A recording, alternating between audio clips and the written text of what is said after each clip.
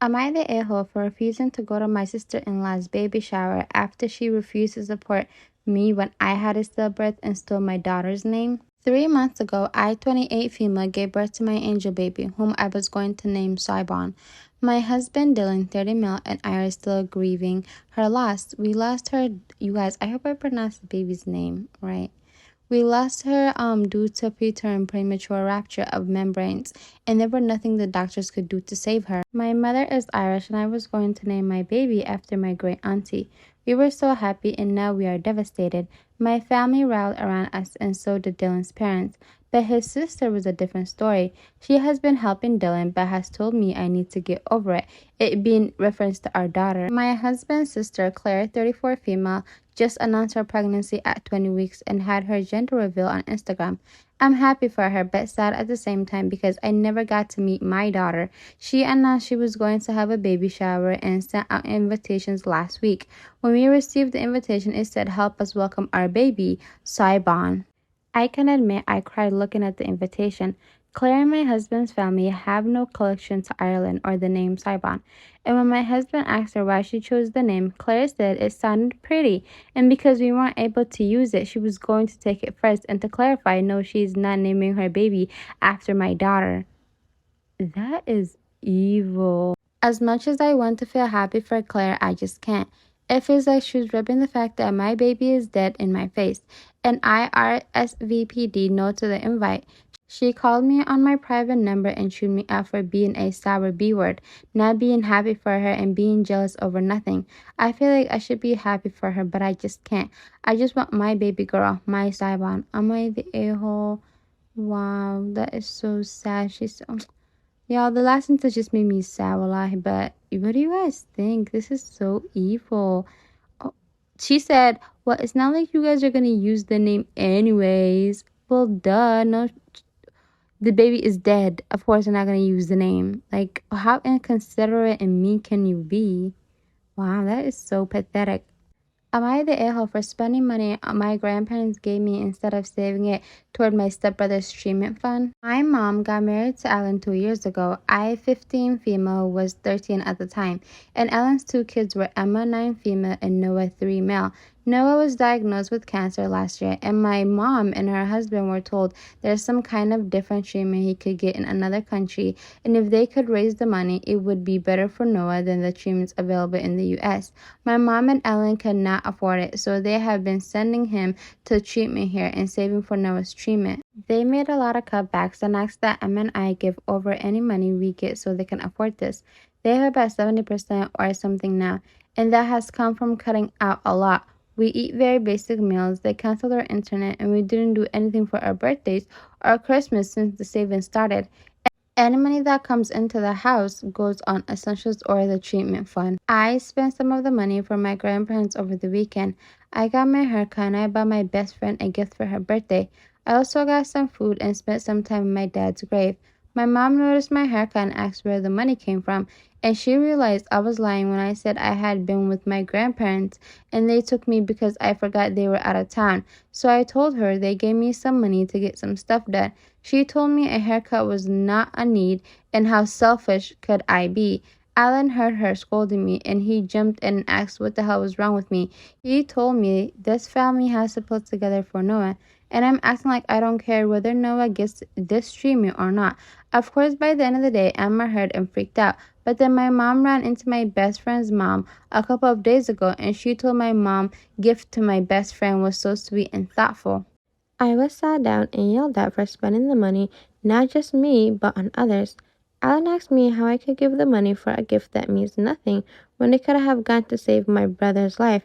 I yelled back that's not my job to pay for Noah's treatment, and I'm already sacrificing, but I refuse to go all out the way they want me to. I told them the money came from my family who has nothing to them, and they need to let it go. Alan called me a little selfish B word, and he told me I should be ashamed of my repulsive behavior. Now Emma keeps telling me I'm a bad person. Am I the a-hole? No. Honestly, I was with the family in their whole saving money and penny pinching thing to save their son's life, but now they're doing way too much, calling your stepdaughter the B word. Damn, that's crazy. Especially like when she's already sacrificing so much. Am I the a-hole for refusing to visit my dying mother?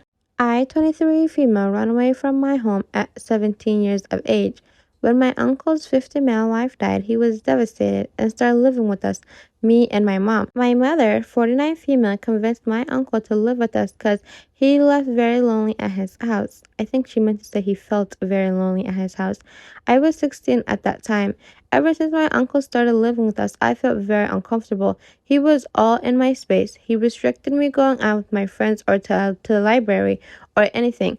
My father had always been out of the picture, so when I used to complain my mother about my uncle always creepily watching me or invading my space, she used to justify him by saying that I never had a fatherly figure in my life. That's why I felt uncomfortable with him.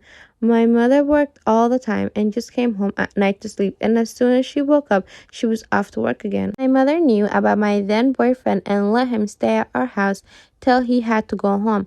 But when our uncle started living with us, he neither let me go to his house, neither was I allowed to invite him in. My mother's justification was that my uncle was sad and he wanted to spend time with me. One day, when my mom was out for work, he tried to make a pass at me. Can't say much due to guidelines, but you get it.